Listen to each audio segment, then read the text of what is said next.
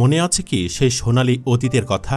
একটা সময় ছিল গ্রামের হাটবাজার থেকে শুরু করে হকারদের ভ্যান সাইকেলে গুটি কয়েক শিল্পীর গান বাজত। তাদের মধ্যে শান্ত, শরীফুদ্দিন, নাসির, আতিক হাসান, সুমন, বাপ্পি অন্যতম 5 জন। এখনকার দিনে তাদের কোনো গান শোনা যায় না। তবে মাঝে মাঝে জানতে ইচ্ছে করে সোনালী দিনের সেই প্রিয় শিল্পীরা এখন কোথায় কি করছেন। চলুন একে একে 5 শিল্পীর বর্তমান অবস্থা জেনে নেওয়া যাক। নাম্বার 1, শরীফুদ্দিন। একসময় গ্রামগঞ্জে রাস্তার মোড়ের দোকানে অহরহ শোনা যেত শরীফুদ্দিনের গান। একটু দাঁড়াও মাইরে দেখি, ও বন্ধু লাল গোলাপি, বোরকা পরা মেয়ে পাগল করেছে, বাতাসে কান পাতলেই, তার এমন অনেক গান শোনা যেত তখন।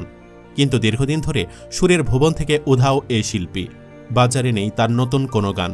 তাতে নানান সময় প্রশ্ন উঠতে দেখা যায়, কোথায় হারালেন শরীফুদ্দিন? জেনে না জেনে কেউ কেউ বলছেন শরীফুদ্দিন বিদেশ চলে গেছেন, কেউ আবার নানান সময়ে শরীফুদ্দিন বেঁচে নেই বলেও গুজব ছড়িয়েছেন। আসলে এসব তথ্য সত্যি নয়। শরীফুদ্দিন বেঁচে আছেন এবং বাংলাদেশে রয়েছেন। শুধু তাই নয়, পুনরায় গানে ফেরার ইচ্ছা প্রকাশ করেছেন এই শিল্পী। জানা গেছে শরীফুদ্দিনের জন্মস্থান ব্রাহ্মণবাড়িয়া। বর্তমানে তার নিজ বাড়িতে অবস্থান করছেন তিনি। বিবাহিত জীবনে তিনি 2 ছেলে ও 2 মেয়ের জনক। 4 সন্তানের সাথে স্ত্রীকে নিয়ে বসবাস করছেন তিনি। মাস কয়েক আগে তিনি শাকিব খানের আলোচিত সিনেমা তুফানের লাগে উড়াধরা গান নিয়ে ক্ষোভ প্রকাশ করে আলোচনায় এসেছিলেন। মূলত শরীফুদ্দিন সে গানটির কিছু অংশের গীতিকার হলেও তাকে ক্রেডিট দেওয়া হয়নি। সে কারণে তিনি ক্ষোভ প্রকাশ করেছিলেন। অপর একটি আঞ্চলিক সাক্ষাৎকারে শরীফুদ্দিন জানিয়েছেন তিনি একেবারে হারিয়ে যাননি, এখনও গান করেন কিন্তু কম। সিডির বাজার হারিয়ে যাওয়াতেই তার গান কমে গেছে বলে জানান তিনি। তিনি বলেন, এখনও গান করতেছি, সামনেও আরও গান করব, সব হবে নতুনত্ব। শরীফুদ্দিন বলেন, আগে যেগুলো গান করেছি সেগুলো পাল্টে এখন নতুন প্যাটার্নে গান করব। শরীফুদ্দিন জানান তিনি সামনে নাতে রাসূল সঙ্গীতে মনোযোগ দিবেন, নবীর শানে নতুন নতুন গজল নিয়ে আসবেন। কবে নাগাদ এগুলো বাজারে আসতে পারে? এমন এক প্রশ্নের জবাবে জানান বর্তমানে একটা সাধনার মধ্যে আছেন, শেষ করে নতুন করে পুরোদমে সঙ্গীতে ফিরবেন। নাম্বার 2, শান্ত। 90 দশকের ছেলেমেয়েদের শৈশব রাঙানো শিল্পীদের মধ্যে শান্ত ছিলেন অন্যতম। যখন ফিতা ক্যাসেটের প্রচলন ছিল তখন তার তুমুল জনপ্রিয়তা ছিল। বিশেষ করে তার গাওয়া বিরহের গানগুলো যেন তাকে বেশি জনপ্রিয় করে তুলেছিল। তবে এত বছর পরে এসে এখন খুব একটা খোঁজ পাওয়া যায় না শান্তর। অথচ যখন অডিও বাজার জমজমাট ছিল তখন উপরের সারি তারকা শিল্পী ছিলেন শান্ত। বিশেষ করে মাধুরী মরার আগে একবার যেন তোরে দেখতে পাই গানটি পেয়েছিল তুমুল জনপ্রিয়তা। কিন্তু একসময়ের জনপ্রিয় শিল্পী শান্ত কালের আবর্তনে হারাতেও সময় নেয়নি। কোনো টিভি অনুষ্ঠান কিংবা যোগাযোগ মাধ্যম, কোথাও কোনো উপস্থিতি নেই শান্তর। কিছুদিন আগে তিনি বাংলার ঢোল টিভি আয়োজিত গুণীজন সম্মাননা 2025 ইংরেজি এর সেরা কণ্ঠশিল্পী 25 সম্মাননা পুরস্কার পেয়েছেন। সেই অনুষ্ঠানে শান্ত বলেন, বাংলার ঢোল টিভিকে ধন্যবাদ আমাকে সম্মানিত করার জন্য। এই পাওয়া আমার একার নয়, আমার দর্শক শ্রোতারাও এই প্রাপ্তির অংশীদার। সবার ভালোবাসা ও দোয়া নিয়ে আগামীর পথ পাড়ি দিতে চাই। এর আগে দিনে দিনে যখন অডিও বাজারে ধস নামতে শুরু করে তখন অনেকের মতো শান্ত গান থেকে অনেক দূরে সরে যান। সেই থেকে দীর্ঘ 8-9 বছর পর ইউটিউবে একটি গান গাইলেও পরে আর গানে দেখা যায়নি। দীর্ঘদিন ধরেই আলোচনার বাহিরে তিনি। নাম্বার 3, আতিক হাসান। মাধবী কি ছিল ভুল কিংবা বুঝনি ভুল করে কোনোদিনও আমাকে পারেনি বুকটা ছিঁড়ে দেখাতে, এই দুটি জনপ্রিয় গানের সঙ্গীতশিল্পী আতিক হাসান, যিনি তার প্রথম একক অ্যালবাম মাধবী কি ছিল ভুল দিয়ে শ্রোতা দর্শকের মনে সাড়া ফেলেছিলেন 2002 সালে। এই দুটি গান ছাড়া আরও অনেক জনপ্রিয় গান রয়েছে তার প্রকাশিত চন্দনা, ফিরে আসবে না, প্রিয়া তোমার মন বলে কিছু নেই, ফিরে আয় পিয়া, মৌসুমী ভালোবাসি আমি, ওরে আমার ময়নাসহ আরও অন্যান্য অ্যালবামগুলোতে। আতিক হাসানের প্রকাশিত বেশিরভাগ অ্যালবামের গান লেখা ও সুর করা ইথুন বাবুর। মূলত 1993 থেকে 1996 সালে সৌদি আরবে থাকাকালীনই একজন পেশাদার শিল্পী হিসাবে তার পথ চলা। অনেকে মনে করেন হারিয়ে যাওয়া শিল্পীদের তালিকাতেও তিনিও একজন, তবে আসলে তা নয়। খোঁজ নিয়ে জানা গেছে আতিক হাসান এখনও পুরোপুরি সঙ্গীতের ওপরই নির্ভরশীল। দেশ বিদেশে মঞ্চে পারফর্ম করছেন। শুধু তাই নয়, ডিজিটাল প্ল্যাটফর্ম ইউটিউবে তার একের পর এক গান প্রকাশিত হচ্ছে, যদিও ঘন ঘন নয়।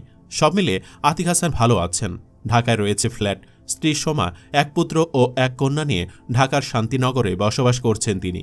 ছেলে আরাব বিন আতিক ও মেয়ে সোহানা আতিক পড়াশোনা করছেন উচ্চ লেভেলে। নাম্বার 2, নাসির।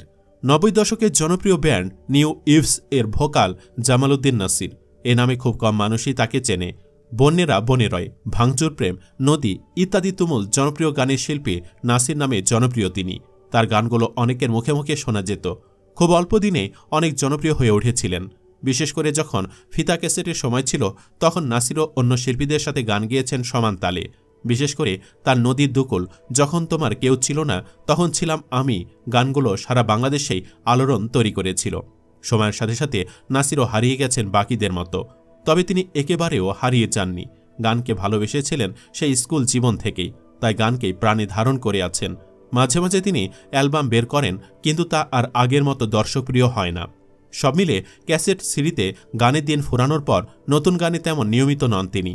দেশ বিদেশে শো আর টিভিতে নানা অনুষ্ঠানে দেখা মেলে তার।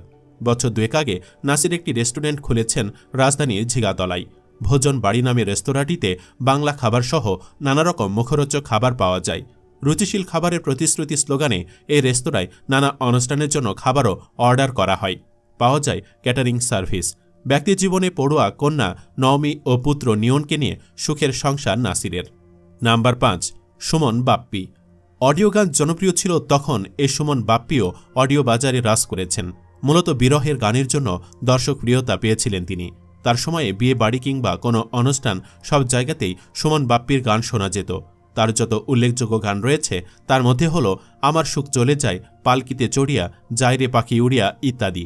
হারিয়ে যাওয়া শিল্পীদের কালীভদ্রে খোঁজখবর মিললেও সুমন বাপ্পি যেন একেবারেই লোকচক্ষুর আড়ালে। টিভি চ্যানেল কিংবা সামাজিক যোগাযোগ মাধ্যম কোনো জায়গাতে দেখা নেই একসময় দেশ কাঁপানো শিল্পীর। তার পরিবার বা স্ত্রী, ছেলেমেয়ে সম্পর্কে কিছুই জানা যায়নি। এছাড়া প্রমিথিউস ব্যান্ডের গায়ক বিপ্লবের কথা তো অনেকেরই জানা। নামটি শুনলে এখনও নস্টালজিয়ায় ভোগেন এদেশের ব্যান্ড অনুরাগীরা।